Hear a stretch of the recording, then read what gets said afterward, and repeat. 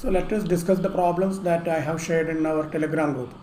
Question number 1: a car and a truck move in the same straight line at the same instant of time from the same point. The car moves with a constant velocity of 40 meter per second and truck starts with a constant acceleration of 4 meter per second square. Find the time t that elapses before the truck catches the car. So here you have a car that moves uniformly, and a truck that starts from rest and moves with a constant acceleration. So when the truck catches up with the car, their individual displacement will be the same because they started from the same point. So the displacements of both the truck and the car are the same when the truck overtakes or rather catches up with the car. So let us write the equations for both. For the car, we will write starts from rest. It is moving with a uniform velocity of 40 meter per second. So let us assume that the time required for the truck to catch up with the car is t.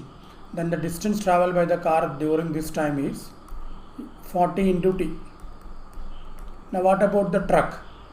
The truck starts from rest and then moves with a constant acceleration of 4 meter per second square. So what is the distance traveled by the truck during the same time t? For the truck, u equal to 0 and a equal to 4 meter per second square. So this is actually 4 meter per second square. This should be second raised to minus 2. Okay, so the displacement will be, for the truck, this will be, first term is 0, so half into 4 into t square.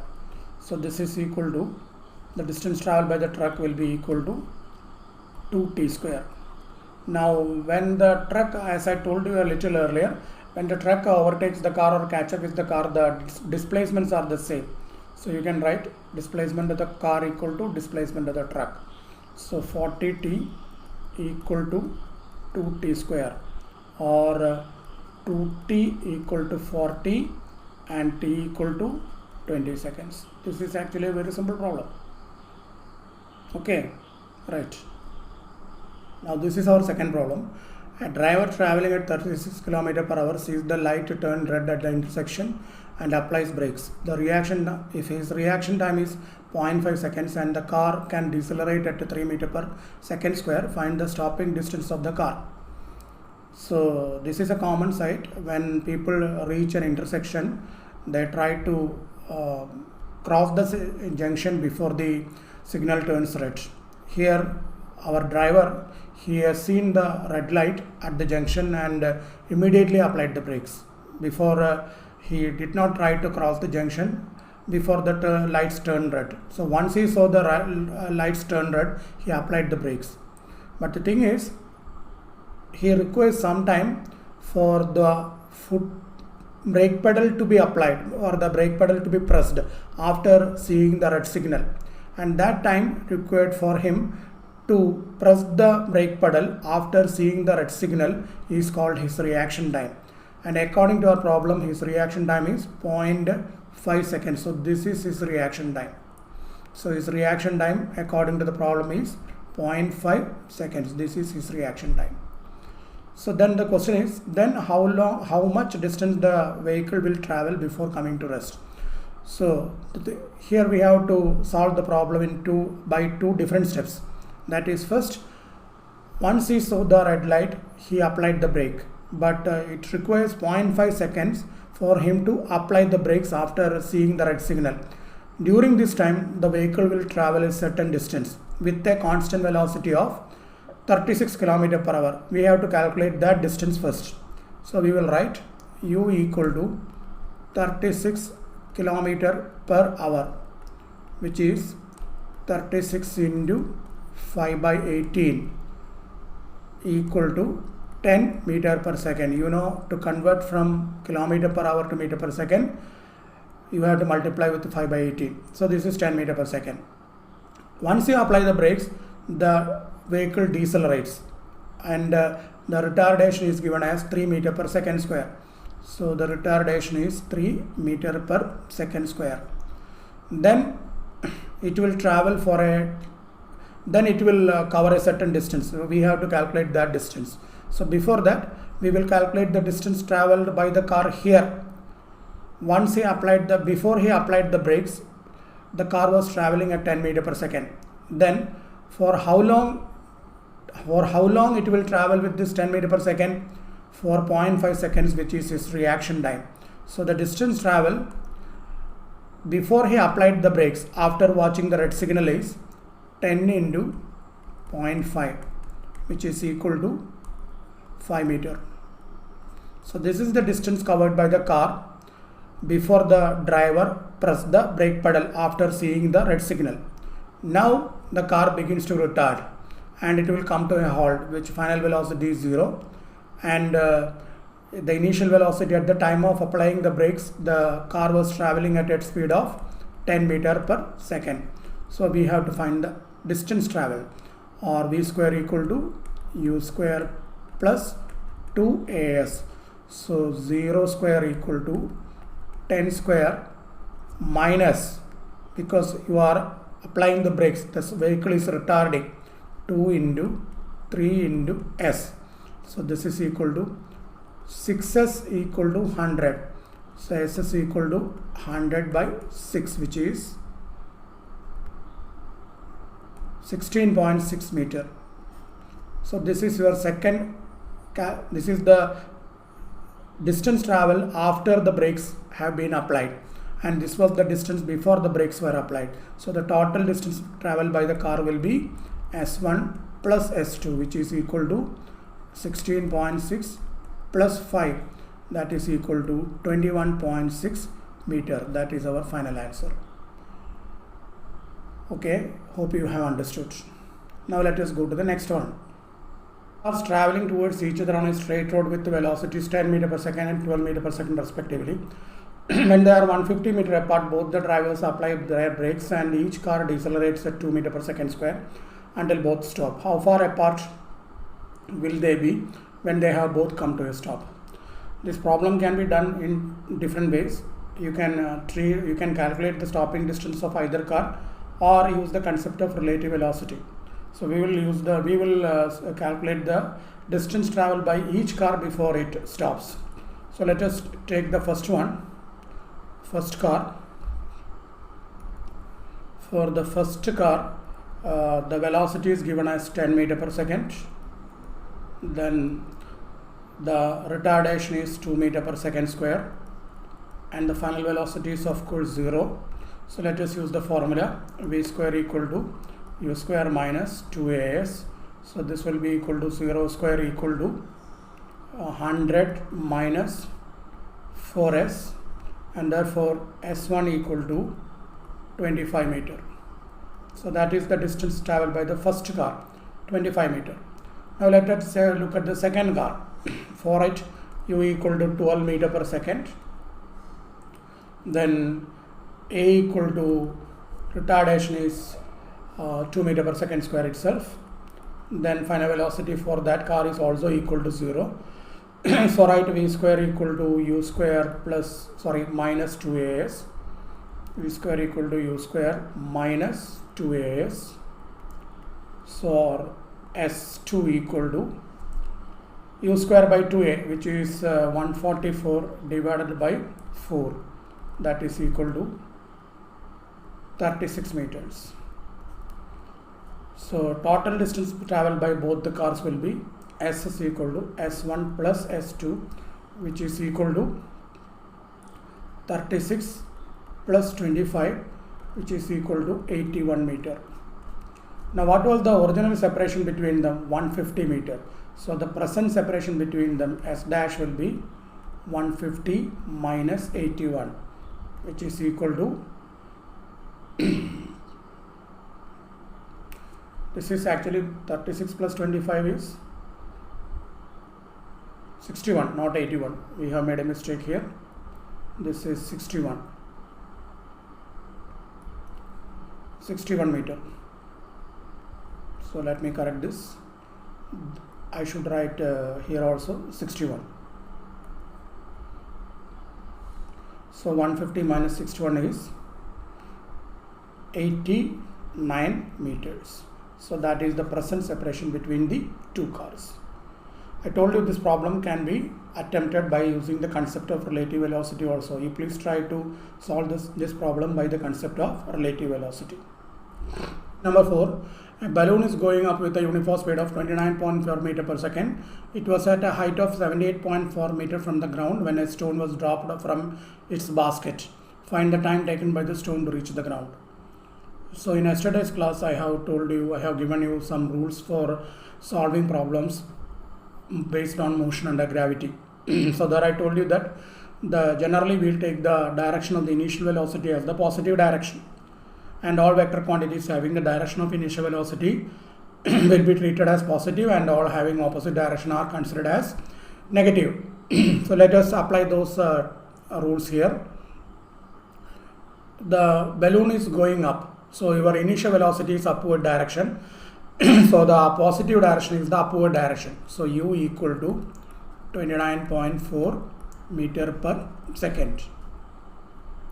Then the height at which the ball was dropped, the stone was dropped, is 78.4 meter. Now you see that once the stone is dropped, it goes down and it completes its journey at a point here. This is the foot of the tower or the foot, the ground, and this is the point from where the stone was released. So initially when the stone is released, because of the inertia of motion, it will go up. It will go up to a small height along with the velocity of the balloon. The velocity with which velocity of the balloon, the moment when the stone was reached is 29.4. So because of the inertia of the motion, the stone will go up to a small height, and then once it comes out of the basket or of the balloon, it is under the gravity, the force of gravity. So the gravity is pulling it down. So even though it has an initial direction of motion upward, because of the gravitational force, it will return, come to a stop, and then start its downward journey. But we don't have to consider that distance, because this distance, the distance that stone goes up and then comes down, will be the total displacement up to this point will be 0. This is the point from where the stone was released, then it went up and then it came back. So from the point of release, if you calculate the displacement, it will be 0. So the only displacement of the stone is actually the height from which it was released. And you see that the stone has landed at a point below the starting point with respect to the initial direction of motion. So according to our convention, the displacements must be negative. So S is equal to minus h, which is equal to minus 78.4 meter. Then the acceleration is negative because the initial direction of motion is upward. Acceleration due to gravity has a positive direction, which is downward. So A equal to minus g. Now let us substitute all this in the equation S equal to ut plus half at square.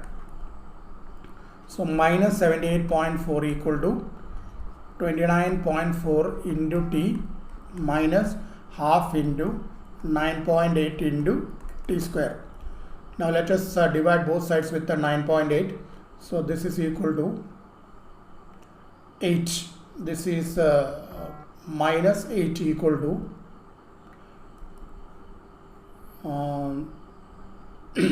3t minus t square by 2. Or you may rewrite it as minus 16 equal to 60 minus t square, or t square minus 60 minus 16 equal to 0. So this is our equation. We have to solve this quadratic equation.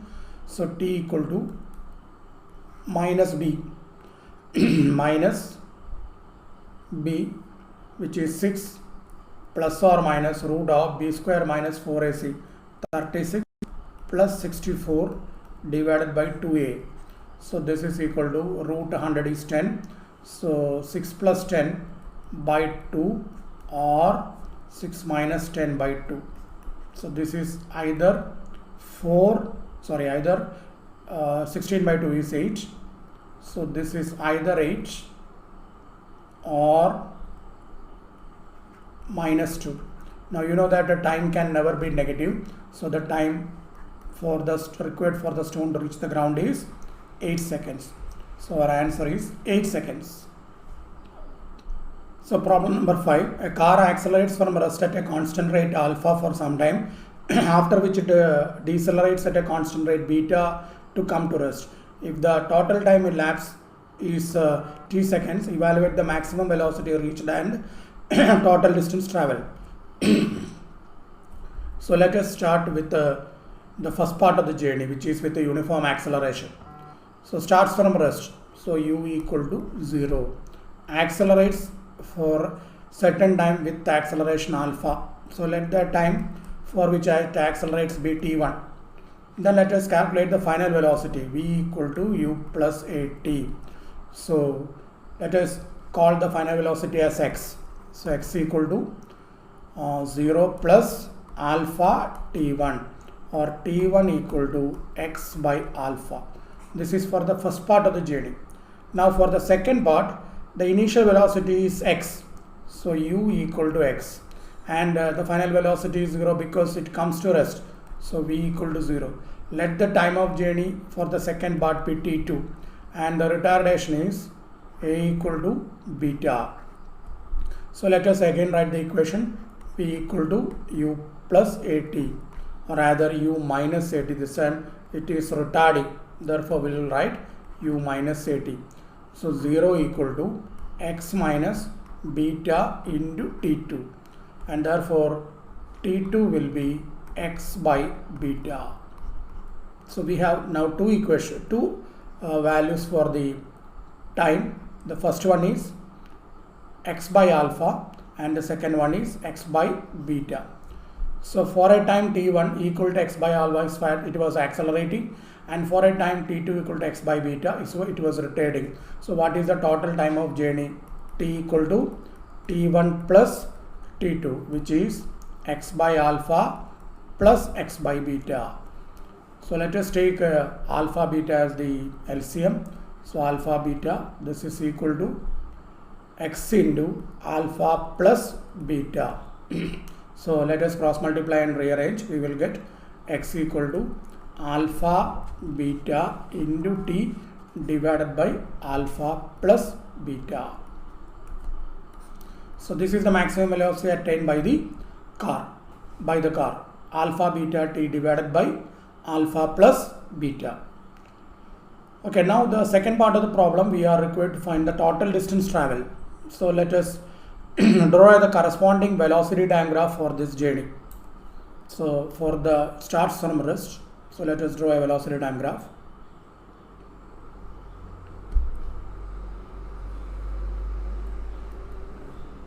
It starts, this is velocity,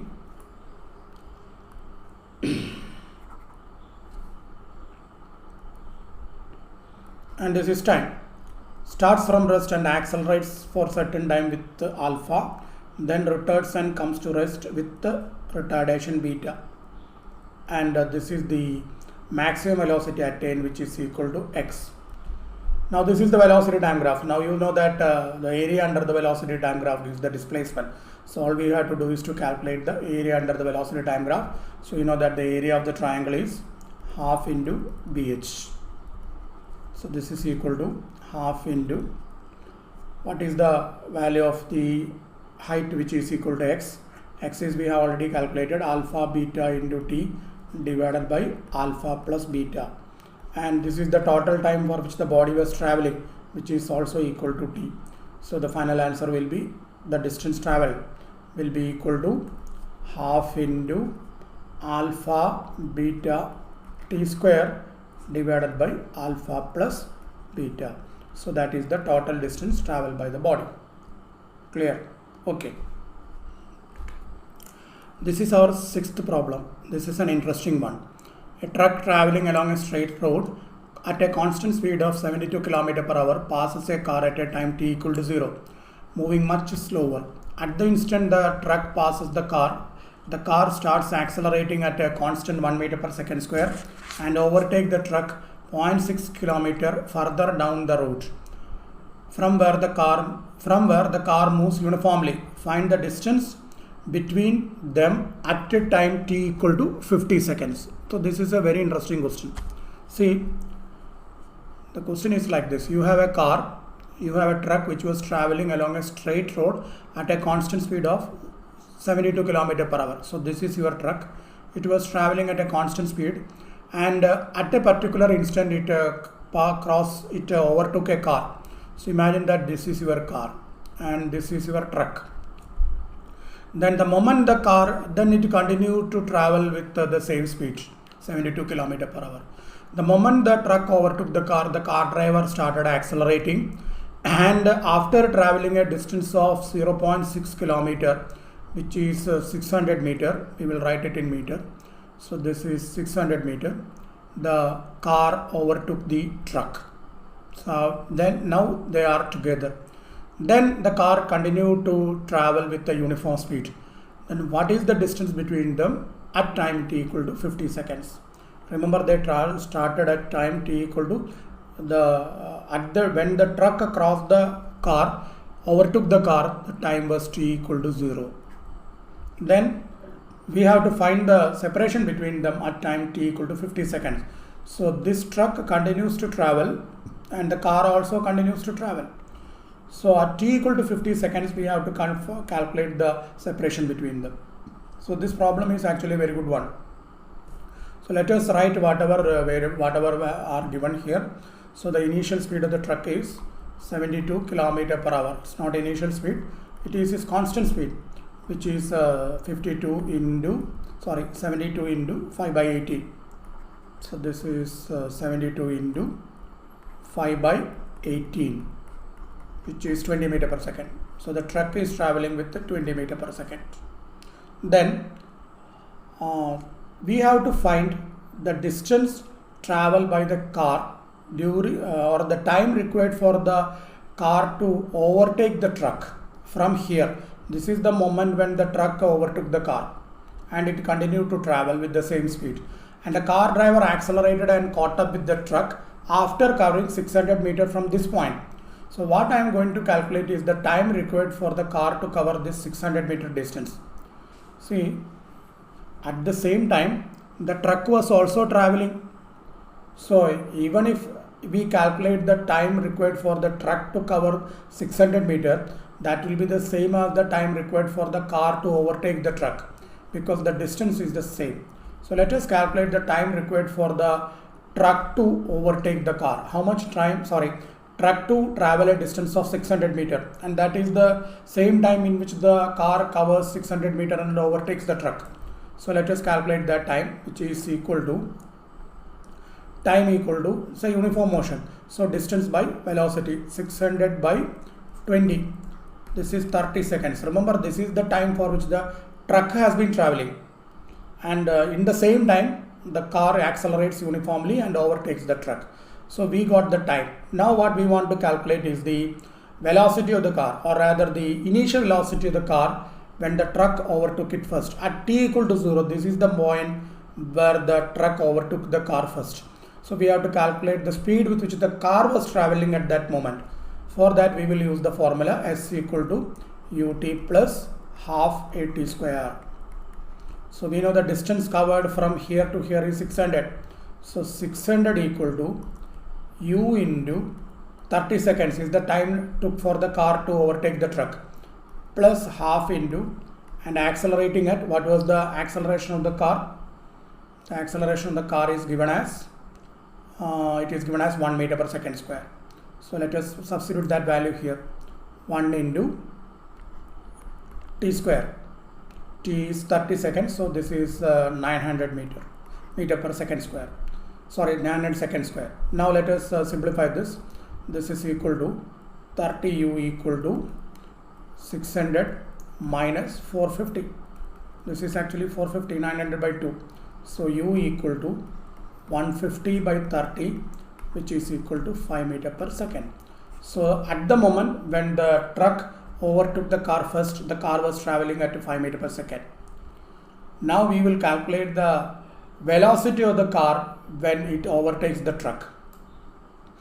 We know that after a time of 30 seconds the car overtook the truck. So we have to calculate the velocity of the car at the moment when it overtook the truck. So we will use the formula v equal to u plus at for that. So this is equal to v equal to initial velocity is 5 plus a 1 into t 30 seconds. So this is equal to 35 meter per second. So you see here, when the car overtakes the truck at this point, this is the point when the car overtakes the truck. Here the car has a velocity of 35 meter per second and the truck is traveling always with a constant speed. What was the speed? 20 meter per second. So at this moment they are together and the car has a speed of 35 and the truck has a speed of 20 meter per second. And by this time, how many seconds have already been, for how long the two has been traveling? They have been traveling for 30 seconds. We have to find the separation between them after 50 seconds from t equal to 0. So 30 seconds have already been gone by. So we are left with 20 seconds more. So what we have to calculate is the separation between these two vehicles 20 seconds from this point. For that we will use the formula relative displacement equal to relative displacement equal to relative velocity into time. Our question is, what is the distance between them at t equal to 50? So from here we have to calculate the separation between them after 20 seconds, because 30 seconds they have already been traveling, so remaining time is 20 seconds. Now they are together, so we have to calculate the separation between them 20 seconds from this moment. So for that we will use the concept of relative motion, which is, as I told you, relative displacement equal to relative velocity into time. So this is because, remember, once the car overtook the truck, it started moving with uniform velocity.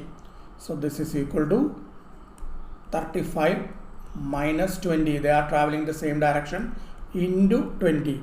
So this is equal to 300 meter. 15 into 20, 300 meter.